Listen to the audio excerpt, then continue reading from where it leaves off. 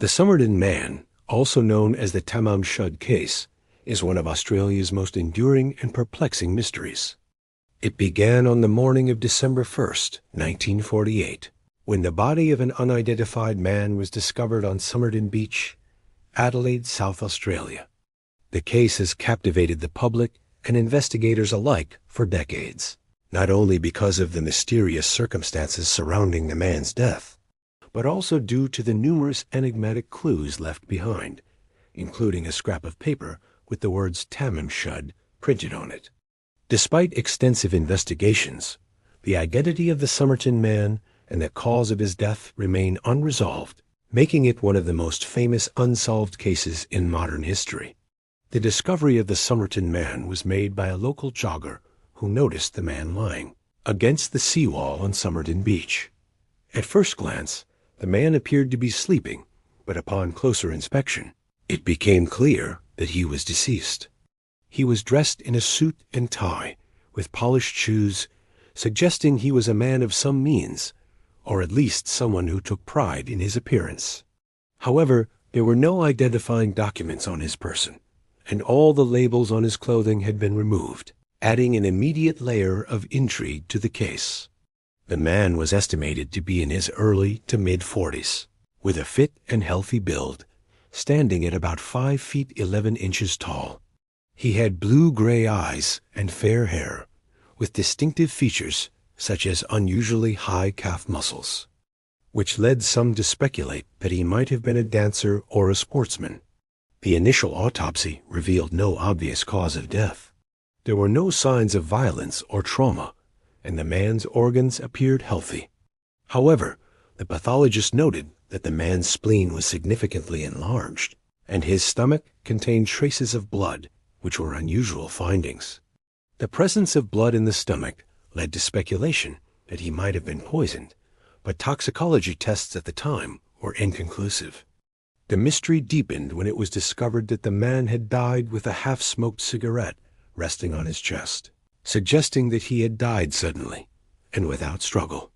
The lack of a clear cause of death, combined with the absence of identification, immediately set the stage for a complex and baffling investigation.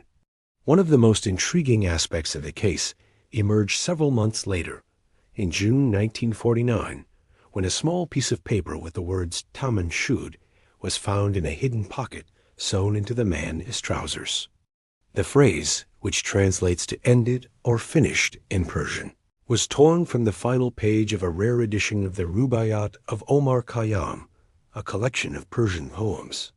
The discovery of this cryptic clue led investigators to a copy of the book, which had been found in the back seat of an unlocked car parked near Somerton Beach around the time of the man's death. Inside the book, detectives found a series of faint indentations that appeared to be a code or a series of random letters. Despite extensive efforts by codebreakers, including military intelligence, the code has never been deciphered, adding another layer of mystery to the case. The copy of the Rubaiyat also led investigators to a woman known only as Justin, who had given the book to a man named Alfred Boxall in the 1940s. Boxall was initially considered a potential suspect, or at least a person of interest, but he was quickly ruled out when it was discovered that he was alive and well, and still in possession of his own copy of the book. Justin, whose real name was later revealed to be Jessica Thompson, was a nurse living in Adelaide at the time of the Somerton Man's death. She denied any knowledge of the man or the case, but investigators noted that she appeared visibly shaken when shown a plaster cast of the man's face. This reaction, combined with the fact that she had once owned a copy of the same rare edition of the Rubaiyat, led to speculation that she might have known the Somerton Man, though she never admitted to any connection. The case took another strange turn when it was revealed that the Somerton Man had a rare genetic condition known as hypodontia, which meant he was missing both of his upper lateral incisors, a feature shared by Jessica Thompson's son, Robin. This discovery fueled speculation that the Somerton Man might have been Robin's father, though DNA testing has yet to confirm this theory. Robin Thompson, who became a prominent ballet dancer, died in 2009, but his daughter, Rachel Egan, has expressed a strong interest in solving the mystery of the Somerton Man's identity. In recent years, advances in DNA technology have raised hopes that the case might finally be solved, but as of now, the man's identity remains unknown. Over the years, numerous theories have been proposed to explain the Somerton Man's identity and the circumstances of his death. Some have suggested that he was a spy, citing the Cold War context of the late 1940s and the mysterious code found in the book. Others have speculated that he was a jilted lover, a homeless man, or even a victim of foul play.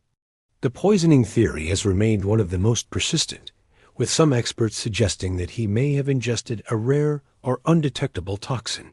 In 1949, a chemist named John Burton Cleland proposed that the man might have been poisoned by digitalis, a plant-derived substance that can cause heart failure and is difficult to detect in autopsies.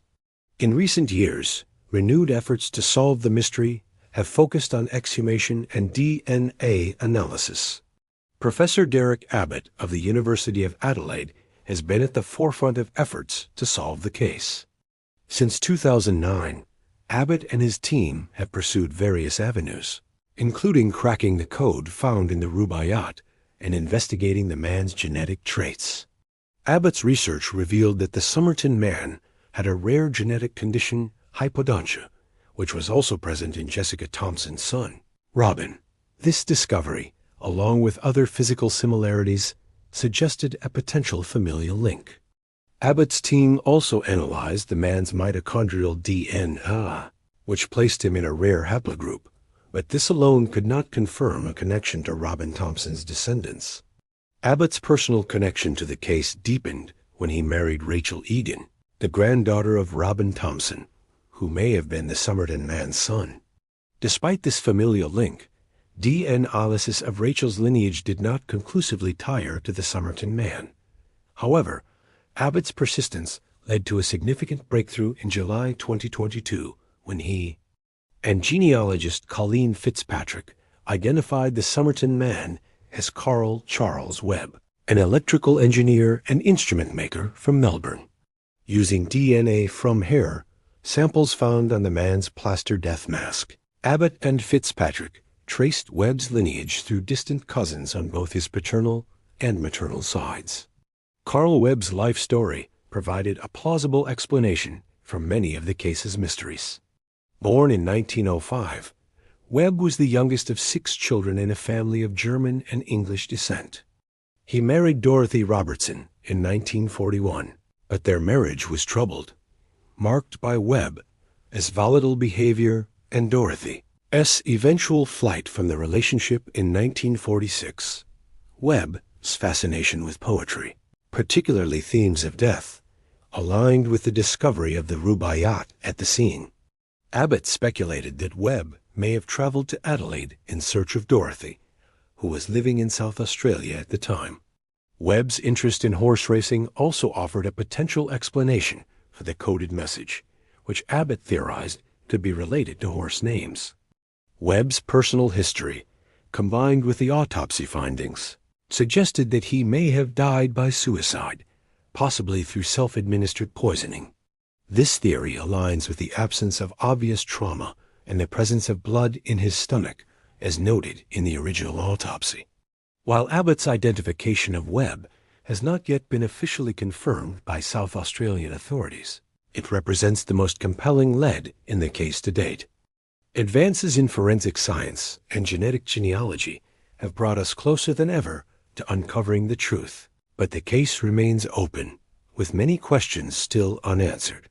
Whether Carl Webb is indeed the Somerton Man, or another piece of the puzzle awaits discovery, the mystery of Tamam Shud endures as a fascinating chapter in the annals of true crime. Whether Carl Webb is indeed the Somerton Man, or another piece of the puzzle awaits discovery, the mystery of Tamam Shud endures as a fascinating chapter in the annals of true crime. Whether Carl Webb is indeed the Somerton Man, or another piece of the puzzle awaits discovery, the mystery of Tamam Shud endures as a fascinating chapter in the annals of true crime. Whether Carl Webb is indeed the Somerton Man, or another piece of the puzzle awaits discovery. The mystery of Tamam Shud endures as a fascinating chapter in the annals of true crime.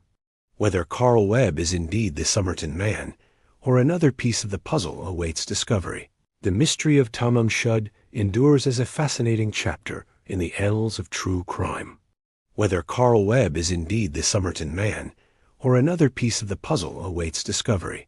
The mystery of Tamam Shud endures as a fascinating chapter in the annals of true crime.